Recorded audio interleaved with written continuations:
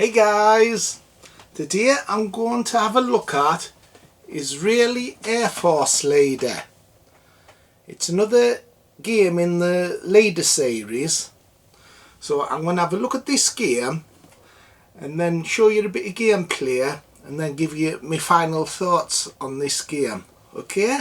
So first off, we'll look at the board. It's a mounted board. I've done an unboxing video. If you want to see that, I'll show you what all the components look like. So this is a mission setup.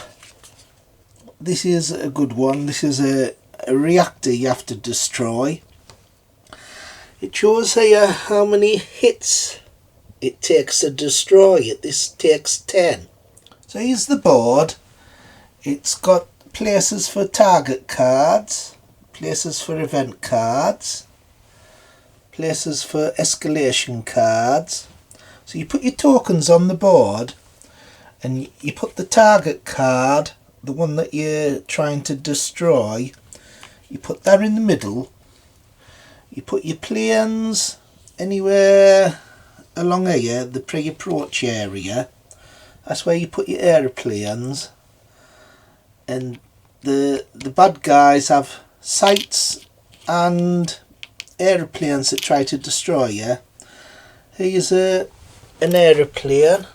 As you can see, it's got numbers on the top. 369. So you throw a die, one dice, 10-sided dice, and if it's below the 3, the first number at the top, it's a miss. Anything above a 3, you get a stress. Anything above a 6, you get 2 stress, and your plane's also damaged, so it loses its bombs. 9 and above, the plane's destroyed. The little black number there, that's how far it can shoot.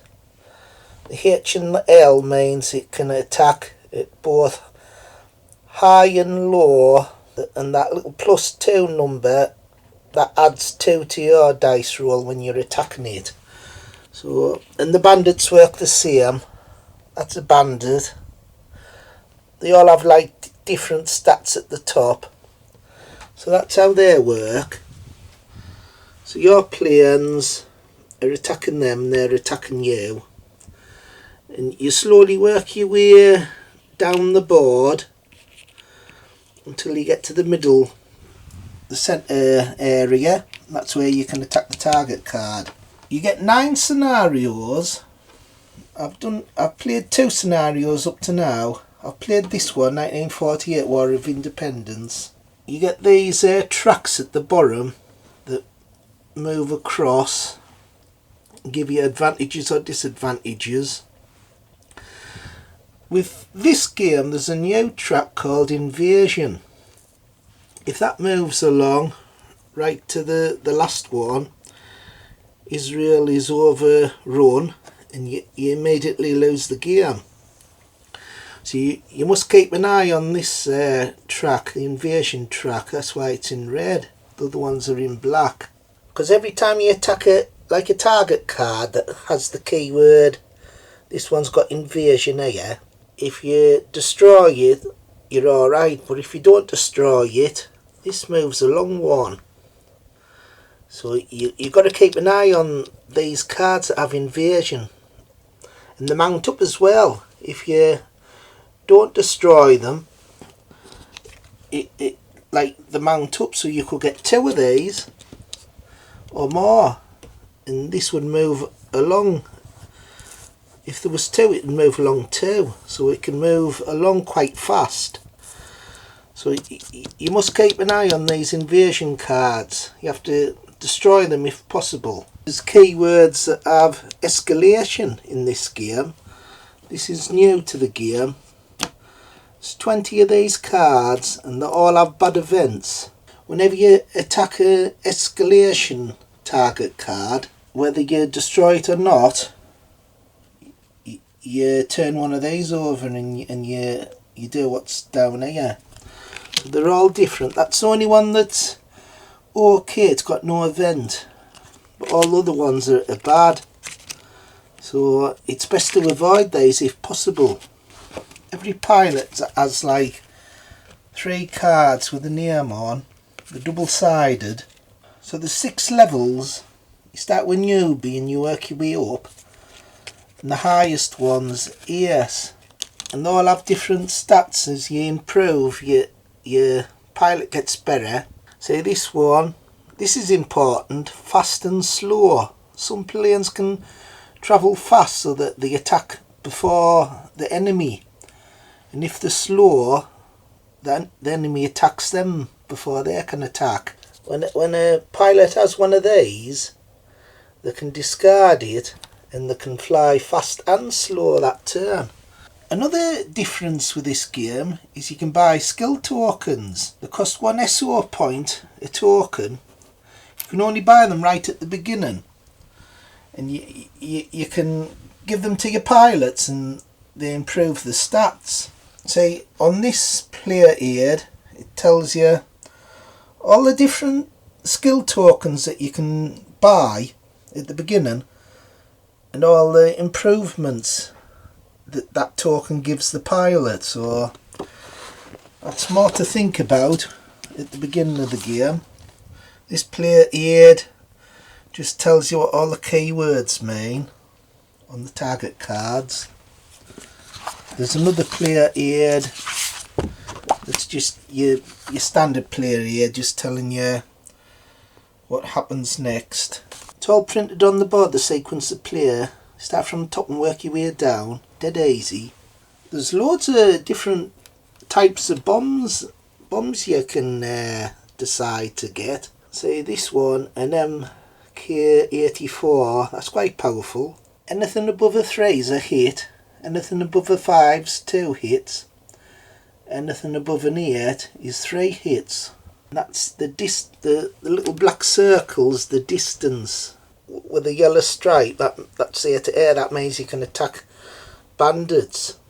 The interesting thing about this game is there's 2 types of bombs, and you've got to work out what you're wanting to carry, because your planes can only carry so many bombs.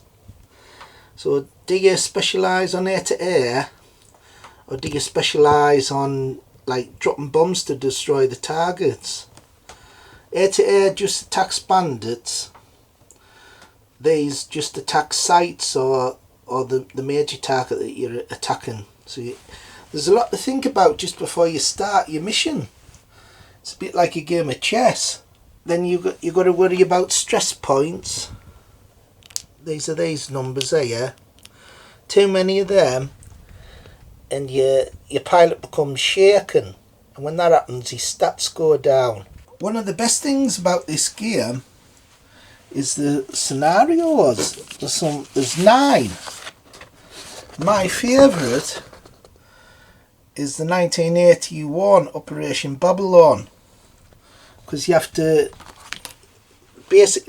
destroy a nuclear reactor, and you can pick whatever target you want to attack. These give you bonuses if you destroy them.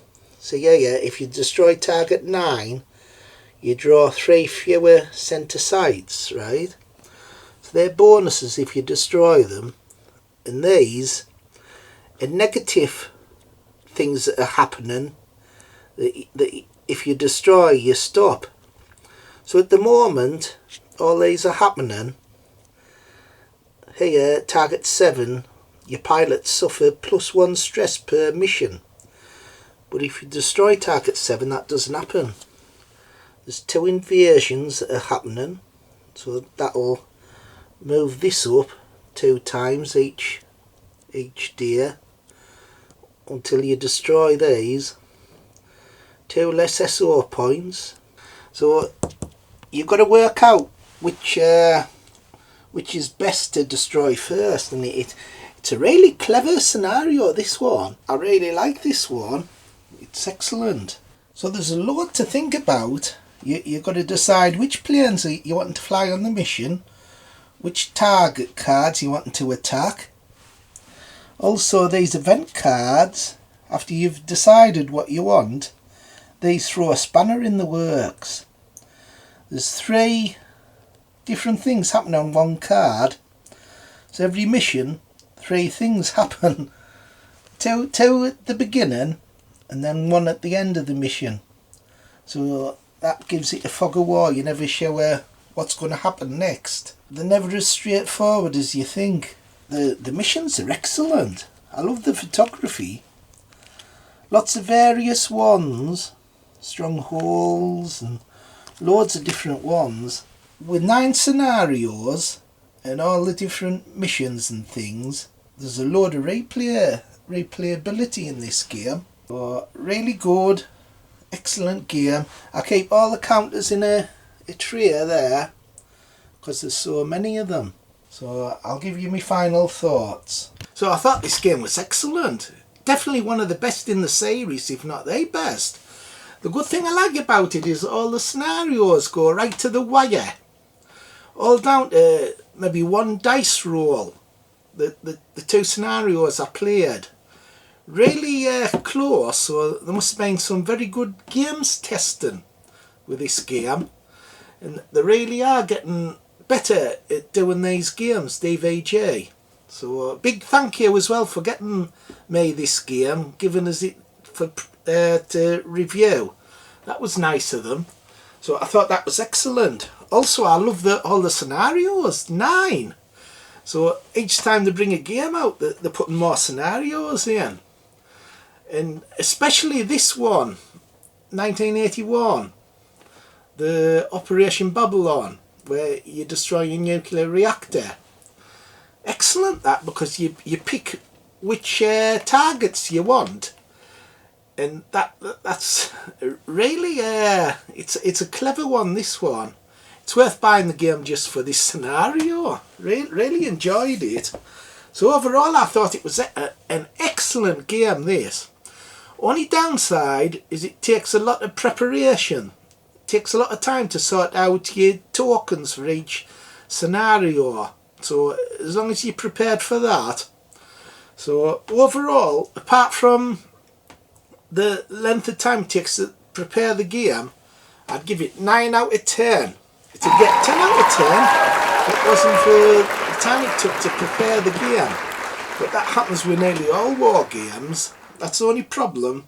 But once they're sorted out, the game goes really fast. So you're getting all the bad stuff out the way, and then you can play scenario after scenario. Really good game though.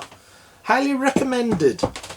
So hope you enjoyed the review. See you next time. Like, subscribe and share. Bye. Bye.